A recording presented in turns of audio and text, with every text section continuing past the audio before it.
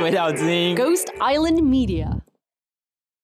I think any hot sauce, it has to be designed to be good with pizza for sure. There is a moment of indecision when you look at the fridge. You're like, which sauce am I taking out today?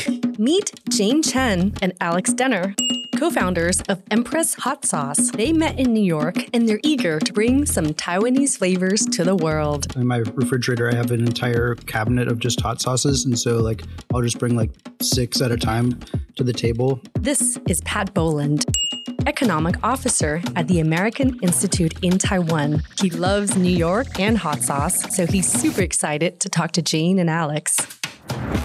Welcome to the AIT podcast from the American Institute in Taiwan and Ghost Island Media. We're here to talk about everyone's favorite topic, food. In each episode, we'll discuss with the special guest food from an American city.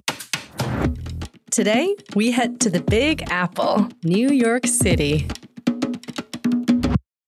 Hi, everybody. My name is Pat Boland. I'm economic officer at AIT and really excited to be here with Jane Chen and Alex Denner, who are the co-founders of Empress Hot Sauce. My name is Jane Chen and I'm a co-founder of Empress Hot Sauce. My name is Alex Denner. I'm also a co-founder of Empress Hot Sauce. I'm really excited to be here because today we're going to talk about 3 of my favorite things: New York City, hot sauce, and pizza. I am from Virginia, but I work for the U.S. government, but even though, most of the time I have to report back to Washington, I think that New York is a city that really represents the diversity, multiculturalism of America, and really has the regular people from all around the world who have come to a city to make it their home and brought their delicious foods with them. So really excited to be here with you all today. Thanks so much for having us. We're also big fans of New York City and, of course, hot sauce and pizza. Maybe say a couple of words about, why you're here, your connections to New York. I actually grew up in Taipei, and when I graduated high school, I went to school in upstate New York for college. New York City would be the only place where I could get food from Taiwan. So, I would wait for long weekends and wait for the bus that I can ride 4 hours to go have soup dumplings on the holidays. New York really started for me as an escape into somewhere where I could taste food from home and started to become almost like a nostalgic city for me in the very beginning. My connection to New York is that I wasn't born there, but I was bred there. So I got there when I was one and a half. And I basically grew up in Brooklyn, then moved out to an outer suburb, as one does, to get a better schooling, because going to a good school in New York City is notoriously very difficult. And then after that, got a job in New York City, moved back down. I view New York as home. Wherever I am in the world, once I get back into New York and I start feeling that energy, the moment you get out on the street and you just see people walking with a purpose, you kind of fall back into a New York speed where everything is a little bit faster. So you kind of speed up your entire life, you kind of speed up your thinking, and it kind of makes you, it makes me calm. For a long time, I couldn't fall asleep unless there was a sound of a siren going by or an ambulance or something.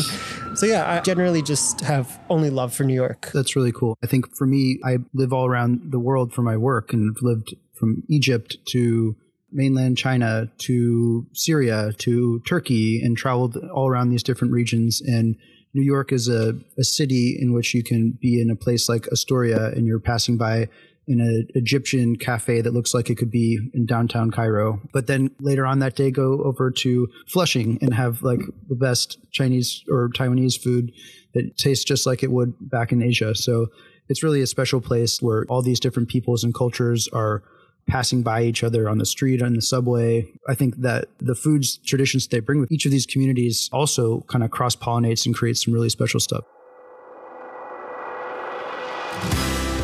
Alex, you grew up there, and Brooklyn's a really diverse place. You've got some of the different communities I mentioned, then you've got large Jewish communities, you've got Latin American communities in Sunset Park or different areas. What was that like growing up there? So my parents moved to a neighborhood in Brooklyn called Decker Heights. It's sandwiched between Bensonhurst and Bay Ridge. Mm-hmm. At that time, it was really, really Italian-American heavy. My parents cooked a lot, so I had a lot of that Eastern European, Russian, Jewish sort of mix. But then the treats would be going to an American diner and just getting a burger, or going up a block and going to the local Americanized Chinese food, and then not understanding that was a very specific thing in itself. And then every once in a while going out to Brighton Beach and actually getting what fancy Russian food was, or like banquet style Russian food. So yeah, I had a pretty big smattering of cuisines like thrown at me. And I think it really helped reinforce that food is just a way of love, because it's an easy way to show different cuisines, different types, different treats. So yeah, I don't know. I think I was really lucky to grow up in that area. That's really cool to have this like broad idea of what food is. And I think it helps one more open to new foods and to traveling and to bring those familiar tastes wherever you go. Yeah. And Jane, so, I mean, how did your experience differ from what Alex just talked about? So when I first moved to the States and I went to school in upstate New York, the first thing I was looking for in New York City would be like the Chinese food that I missed from Taiwan. And then as I moved into New York, it was kind of like a gateway to opening up that kind of global palette. And during that time, it was just an incredible experience to not only be able to have, food from home, like one subway ride away, but also to be able to experience like Ethiopian food in Brooklyn, or to have really good Korean food in K-Town. And just having that as part of my regular dining experience, even for a short 6 years, I think was really eye-opening and really defined, I would say, my eating habits even to this day. How about when you were in college? Did you get introduced to any sort of new American foods that you just hadn't had before, or I don't know? So many. Yeah. Like what were some of the interesting or new tastes? Well, anybody from Ithaca would probably remember this thing called DP dough. It's a calzone, and as college students, we all eat pretty much calorie-loaded, junk food. Soak up the beer. Yeah, of course, naturally. It was only healthy. Yeah. The legend was they use a stick of butter per calzone. Wow. Something I've seen like that. So that was really new to me, was this concept of a calzone. And I remember going into first week, I think, in college, looking at the salad bar and just being in awe of the amount of salad dressings that were available there. So that was very new. I remember vividly, I think the first 2 weeks of college and my time in America, I basically ate fries because that was the one thing I knew. Shocking. But it was a very different experience for sure. Yeah. The American college dining hall can be pretty overwhelming, even if you're from the United States. And would you say there's like a particular dish that's like you would call the New York dish? Definitely classic, like dollar slice pizza. Two Bros in New York was like one of the first things I think I ate when I visited New York City. But over time, whenever I think about New York now, pizza and then pasta for me for sure. Just really comfy, like heartwarming bowl of pasta is kind of how I remember New York as well. How about you, Alex? What do you think is like the representative food? It's a hard question because there's a lot of different choices. Very true. But, yeah. I would also say pizza, but if I'm pressed, I'm also going to say toss up between a bagel or your bodega. So if you want to go to a bodega, you can always get your BEC on a roll, and then they'll ask you SPK and like salt, pepper, ketchup. Personally, I was always SP hot sauce. So if you live near a good bagel place, get a bagel. If you live near a bodega, most likely the bodega is going to be a good option.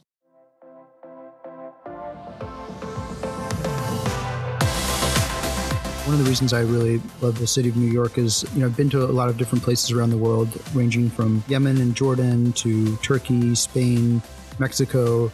And it's this place where, the vastness of the world feels like it can be condensed into, it's a big city, but it's a city, right? And so my brother lives there. Every time I come back from living posted abroad, I go spend a lot of time in New York. But I was wondering, you all have actually lived there for long periods of time. So I want to ask your suggestions. How would you spend a day in New York? Like, I don't want to see the Statue of Liberty or Central Park, like maybe some of the more off the beaten track things that would incorporate some good food. As you ask the question, the things that pop into my mind are just like the restaurants I would visit. On a recent visit to New York, we basically just stopped at East Village because that's where we used to live. And so there's a lot of food in that area because you can go from like East Village down to Lower East Side. And because the best thing to do in New York is to walk, right? NQR or 456, get to 14th Street, and then you just walk from 14th Street down to, Delancey and just eat your way down. That's like my favorite thing to do in New York. I would say any good day would include sort of like a trip to an outdoor beer garden just to spend time with a lot of friends.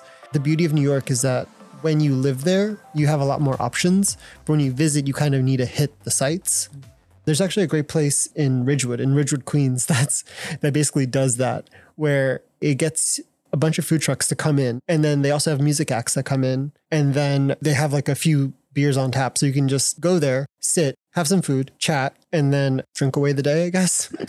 Actually, now that we're talking about it, what I find really interesting is like the experiences that I love about New York, I similarly love in Taipei as well, is that, you know, when it's a great day out, you know, everybody goes out to have like a nice meal to catch up, have beers. It's like that outdoor beer garden experience. It's kind of like a zhetao experience in Taiwan, right? Where you're just hanging out and just having a good time. And then eating your way through the city is also similar to kind of how we eat our way through a night market, or like in different areas of Taipei. Both cities have great public transit and great like street food cultures and really diverse stuff. I mean, like the night markets here each have their own specialty, just like different neighborhoods or places might have. I'd love to see if you guys have Google Maps of like your favorite places both in New York and Taipei. It's a travesty. Yeah. Too many pins. Yeah. Lots of pins. But yeah, we have like a full list that we usually send people based on where they're staying. And then we're like, okay, these are their favorite places. You should go here. And so, for example, like pizza, like I know people always say this, but I just have to say it again. Joe's Pizza in New York is our favorite. Where's that? They have a couple of places, but our favorite place is on 14th in Union Square. The original is in the West Village. And then they also have a couple in Financial District. Okay, 2 other New York classics. Do you have a favorite? Bagels and cheesecakes. All right. For bagels, I actually have an off the beaten path because it's actually where I grew up in Rockland County, New York. So there's actually a bakery called Rockland Bakery. And the only reason their bagels are the best is because you can pick them up off the line. So they're actually still hot and fresh. Everyone knows that a bagel has like a 2-hour half-life, that if you eat it a little bit later than that, it's not as good. Like there's also that sin where you can't toast a bagel in New York. And this way you kind of avoid all of that. You basically get a fresh bagel, and then you can go to the deli right next door and be like, can you please put cream cheese on this? But really, if it's right off the line, you don't even need to. You just eat it fresh by itself. And it is the most glorious experience. So I would recommend anyone taking like a 30, 45-minute drive out of New York City up to Rockland and going to Rockland Bakery and then just getting a fresh bagel. Whatever flavor it is, it doesn't really matter. That's the one you want to get. It is so worth it. It changed my life, I'm pretty sure. I just put that in my Google Maps.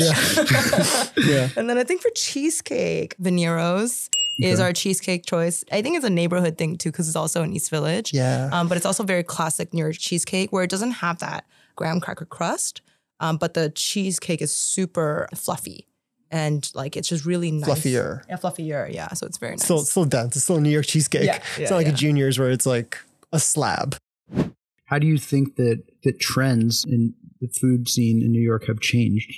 Obviously, over COVID, we didn't get the chance to go back to New York. And then we went back first chance we could last September. And it was really amazing just to see the amount of Asian forward restaurants. Like there's a lot of folks that are trying to bring specifically actually Taiwanese food into New York. And that's been really incredible to see because there are places where you get like a really basic, for example, maybe fantuan, but then they really dress up some other stuff that's like also American culture as well. That's the kind of stuff that I think with food innovation you can really enjoy in New York is this clashing of cultures and the new stuff that comes out of it. So like a Nathan's hot dog inside of a fantuan or something like that? Or I could see that working. Yeah, why not? I feel like that should be a thing. Some mustard, why not? Sure, yeah.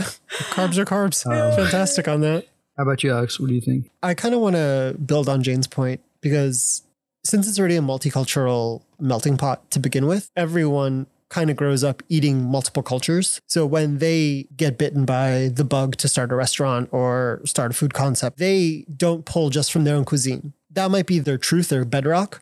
But then they're going to be like, well, I ate this growing up. I ate that growing up. And I want to see how I can pull in those flavors. So that kind of blending actually creates, I wouldn't really call it fusion, but it's like an evolution of where everyone is kind of pulling from every different cuisine. And I think the ability to create new foods is only limited by your imagination.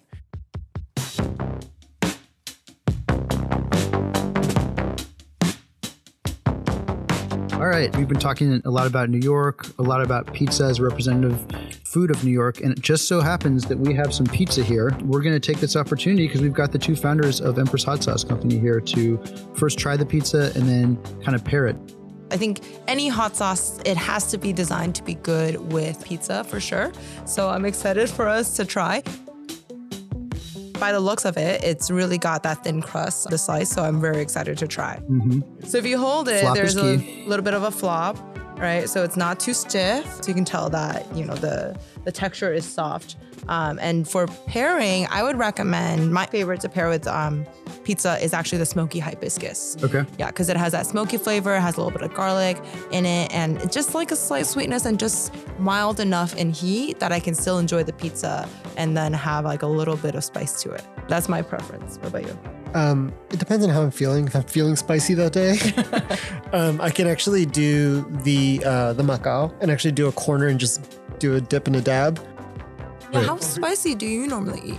Well, you know, I actually have a bottle of the smoky hibiscus in my fridge. So basically bring hot sauces to the table for every meal. So everything needs at least a little bit. But I don't have like my grandma's tolerance who would just like eat jalapenos and habaneros for snacks during the day. Oh, wow, incredible. That's impressive. That's very impressive. So I like a good, like, it's got to have like some little bit of sting, but I don't want to be just totally overwhelmed because then you can't taste the food. Yeah, that's basically the ethos of our sauces. So Yeah, that's fantastic. But yeah, I'm excited. This pizza is looking pretty authentic. Let's give it a taste.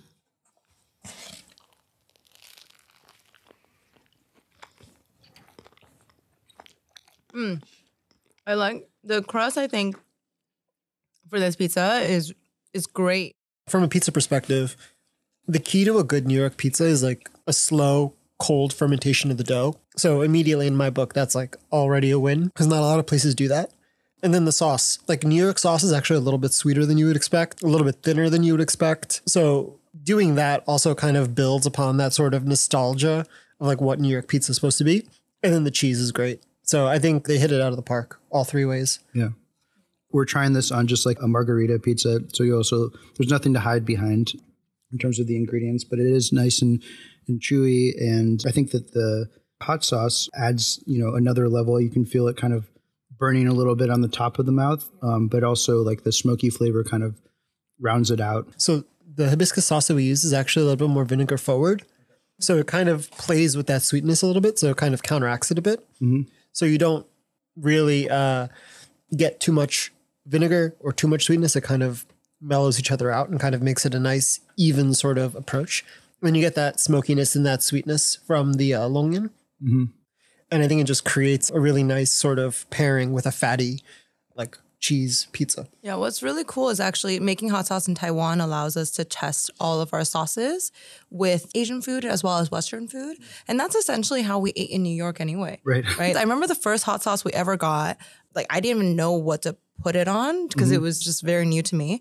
And then I added it to like kind of chicken over rice. And I was like, this blew my mind. I didn't know that you could add hot sauce to chicken over rice. And that was just, you know, a lot of different cultures. Because I remember the hot sauce was like kind of a Jamaican style hot sauce. And chicken over rice obviously is more, I would say, New York style. And so I just didn't think the two would mix and it works really well. And so I feel very lucky that we get to do that almost every day here. Is that we get to use our own sauces and just try a bunch of stuff and see if it works. And usually it pairs surprisingly well. In my refrigerator, I have an entire cabinet of just hot sauces. And so like, I'll just bring like 6 at a time to the table and then just like have one bite with like each time and then like figure out which is the best that pairs with, you know, more like Asian type food or more Western food. It's like a fun little game. Yeah. There is a moment of indecision when you look at the fridge. You're like, which sauce am I taking out today? Yeah, it can be overwhelming. I used to get a lot of eye rolls from my mom when I would do that, but my wife is a little more understanding. Should we try another one of the? I think the mango could be a good fit. Absolutely. And we use Erwin mango, which is Aiwan mango. It's actually this really cool fruit from, actually originally from Florida. And then a researcher brought it to Taiwan and in the 50s. Yeah. And then a local farmer was like, this is an awesome fruit. We have the perfect climate to grow it. And this whole town in Tainan just started to kind of develop this fruit locally in Taiwan. Erwin mango? Yeah, Erwin mango, yeah. Okay. So this one's a little bit thicker than the hibiscus. Hibiscus mangoes are thicker. This one is basically, there's no water added to the sauce. So it's just mangoes, ginger, vinegar, and a bit of carrots for body. And what's the pepper? So all of our sauces are made with local Taiwanese chaotianjiao pepper as a base. And then some of the sauces have like ghost pepper just to amp up the floralness or the heat. And so this one is a chaotianjiao ferment. And you really kind of taste it because it starts emanating from the back of the throat forward after about 5 seconds. I can feel it. Yeah. The sweetness of the mango kind of takes over. And then once that recedes, you get that spice coming from the back. This is the first sauce that Alex ever made because when we had moved to Taiwan, he had brought back all of these hot sauces. And I'm sure you've seen it before, like mango habanero is like a big one in the US. And so he had a bottle of that in Taiwan and he was really running low. And so when he went to the markets in the morning, he was like, well, there's mangoes here and then there's pepper. So maybe I can make my own. And so like lo and behold, he actually did it. And then our friends really enjoyed it. And then kind of the rest was history. And when did you all start this? About 2.5 years ago. And just started like that, just kind of like experimenting, or did you set out like, we will be the next hot sauce kings and queens of Taiwan? I honestly just kind of was messing about with different things. Like I was making kombucha, I was fermenting different things. I just kind of wanted to give myself a bit of time just to play around with food. And I was actually working on a different food concept at the time. And then Jane came home one day and I was all covered in like pomegranate juice. And I was getting it all on the table, on the walls. It looked like a crime scene. And she came home. She's like, oh, are you working on this other thing that we were doing at the time? And I just go, no, I'm making hot sauce. And at that moment, she gave me like a weird look. And I think at that moment, it clicked that I was actually more passionate about making hot sauce than what we were doing. Right. And I think at that point, it was sort of she gave me license to be like, okay, try this out, see what happens. And then long story short, about 6 to 7 months later, we kind of came out with Empress. So the third sauce is actually the pineapple miso that he created. And that's our mildest sauce right here. And what's really cool for this sauce is that I think it's a really great example of how we approach making sauces. We wanted it to kind of represent something that it could be added to Taiwanese food. And when Alex was thinking about what represents Taiwanese food, he started realizing that there was a lot of similarities between Mexican food and Taiwanese food. There's a lot of pork, there's a lot of sweetness in even savory dishes, and then like a lot of herbs, right? And so with these kind of similar taste profiles, he kind of bottled it up into one hot sauce. Instead of pork, he used white miso to create that savory flavor. And then the pineapple, of course, Taiwan is really famous for pineapple. And then we add a little bit of cilantro to create that herbaceous flavor. And this sauce is now one of my best sellers in Taiwan, also in the US, just because of the way that the flavors speak to everybody. I'm not sure if it's your explanation or the lingering pepper, but my mouth is watering. And I got to try it. Let's do it. What would you put this on? I really, really enjoy this on fish and on salads. Although I will say that this on like lurofan or like luwei is fantastic, which is a testament to how this sauce works between both cultures. Like it might be Mexican inspired with Taiwanese ingredients, but it works amazingly on Taiwanese dishes. And whenever someone says, oh, I don't know how to use this, I'm like, please just go to any place that you can get lurofan and just put it on and it will make sense. Well, I don't know if we're going to try the hottest ones, but I mean, if I'm you're game game, I'm game. I'm game if you're game. Absolutely, yeah. Should we try the spiciest? All right. We can do it. Jiao. So this one is our ghost pepper Macao hot sauce. We use this black pepper looking berry, mountain berry called Macao, which is traditionally used in indigenous cultures in Taiwan when they steam fish. And so that's kind of floral flavor that you're getting. And then we add a little sweet potato. So it has a nice silky texture to it. Oftentimes, when you want something that's really hot, I hate it that I'm eating like a wet, soggy mess. And this sauce doesn't, with that sweet potato, allows you to just have like dabs of the perfect amount of heat with a nice floral brightness. And then the ghost pepper that really just brings it home with that fire in your mouth. For sure. It's fiery, but it's not deadly.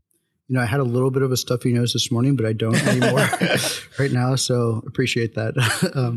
But yeah, all these are really good, really diverse. Having lived in Taiwan for some years now, to see the like incorporation of these really famous local flavors and ingredients, the pineapples, the passion fruits, the Macao, And it's really unique. So hats off to you guys for this project. Thank you. So Yeah. It's been, I would say, an honor of a lifetime to be able to like explore what Taiwan has to offer and then be able to kind of apply what our eating experiences were abroad and then come up with new stuff that can honor both of our upbringings, which I think is the best part of what we get to do every day. Well, thanks guys for letting us sample all of your delicious sauces on my favorite food, pizza. Maybe we can zoom out a little bit and talk a little bit more about the history of hot sauce in the United States in general in Taiwan.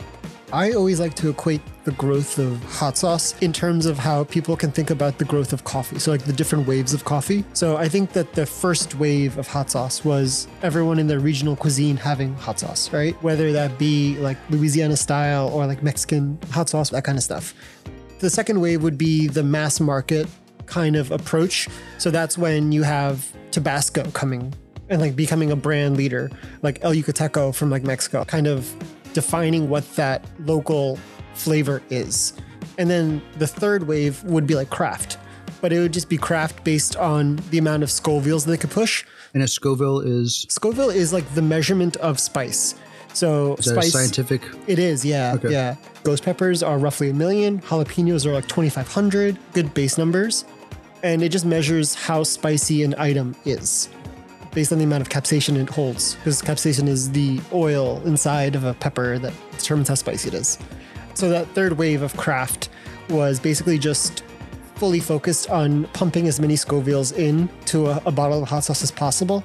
And what I've seen over the past, I would say like 10, 12 years is really a transformation more towards the fourth wave, where it's more along the lines of flavor first, spice second, and figuring out how to get the most out of ingredients. Yeah, I think it is. I remember there was like Mexican chain in the States that had like a wall of different hot sauces. When I go to places like that, I always get quesadilla because it has the most surface area for trying the different hot sauces. I remember like so many of them were just like sassy cartoon, like blow your face off, whatever hot sauce. I've been away from the States for a while, so I haven't really seen the fourth wave as much. You know, the elephant in the room is that we're just coming out of the COVID pandemic here. I think living here in Taiwan, it felt pretty safe and life was pretty normal for the beginning of it. And then, you know, the quarantines kind of wore on everyone. But another thing that happened during the pandemic was a lot more people stayed home, right? And so you started the business in the midst of the pandemic. You know, that's kind of a courageous thing to do when the world is facing economic troubles. So maybe you could talk a little bit about some of the challenges that you faced. Compared to the world, it was relatively easy for us, I think, to start a business in Taiwan in the middle of the pandemic. I know in the States, there were so many supply shortages. And of course, there was all of this reporting on sriracha, you know, running out on shelves and labor shortages. So I think we got very, very lucky to be in Taiwan at the right place at the right time to be able to launch Empress. But yeah, definitely, I think when the things that did impact us were just like shipping times, because once we started exporting to the US, the shipment scheduling became really challenging. And, you know, we have an amazing partner in the US, so they took the brunt of it, but it was hard to kind of understand how to plan our production around the shipping traffic. Like, you mean the actual like container ships? Yeah, actual container ships, and then like, you know, scheduling it and making sure that the prices aren't outrageous. Because, you know, we are a consumer product, so we don't have like a crazy margin. And so it was definitely something that was challenging for us. Yeah, we're also really lucky that, again, we can lean on Taiwan for a lot of our produce. I'd say 90% of our ingredients come from Taiwan. So we kind of also avoided that sort of shipping issue inbound. We're very, very blessed to sort of have very few items that we had to rely on for import. And then all those items, we still tried to systematically knock them out and make it almost 100% reliant from Taiwan. But the COVID pandemic also provided, I think, some opportunities and some positives, you know, more people cooking at home, more people experiment in their own kitchens. You know, as we come to the end of our discussion, if you could talk about some of the things that you don't think would have been possible if the pandemic didn't happen. One of like the examples I think that from a COVID perspective that I think we experienced very literally is just people's knowledge of Taiwan. When we did our tastings in the US, I remember when I was going to college, like way back when I would say Taiwan, people really didn't know about us and then about this island. And then this time around, we did tastings. People really were really chimed into Taiwan, that Taiwan has great food and that, we did well over COVID. That was one thing that I think we benefited from. But definitely to your point that like people started cooking at home way more. And so with that, hot sauce is just such an easy way to just kind of flavor your food without having to put a bunch of like spices and things like that. For folks like me, who tries to spend as little time as possible in the kitchen, I think that's like a really great bonus for us. I think the fact that people were stuck at home is sort of a boon to almost every single ethnic cuisine, because at the end of the day, you're going to get very, very bored of eating the same thing. Even if you are a meat and potatoes kind of person, eventually you're going to be like, let me just try something different. And even if you dip like a toe into that water, that's already some sort of growth that you have from a food perspective. And I think people really want that kind of spice of life, right? So when they're stuck, they're always going to look for something new. And I got to ask, what's the background of the name? Empress Hot Sauce. So I came up with the Chinese name first, which is La Tai Ho, which means effectively spicy empress. In English, it's Empress Hot Sauce. And the name, I think, literally just honors women who have unapologetically delivered all kinds of flavors in life and everything. And so we wanted to kind of have a little bit of a Asian spin. That's awesome. And I really enjoyed my conversation with you guys, discussing our favorite city, eating our favorite food, and trying your delicious hot sauce, which are quickly becoming my favorite hot sauce. So, thank you so much. Thank you all for your time. Thanks to Ghost Island Media for arranging this, and tune in the next AIT podcast. And thanks so much. Thank you very much. Fun. Great chat. Yeah.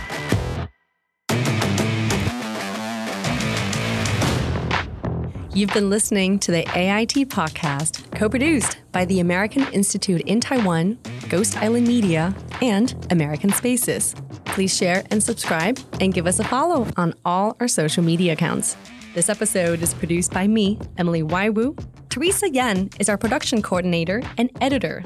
Our editing assistant is Gerald Williams. Engineering supervisor is Dino Lin. Graphics by Logan Dosher. Thanks to Chloe Ramon and Mikey Redding for assisting. See you next episode.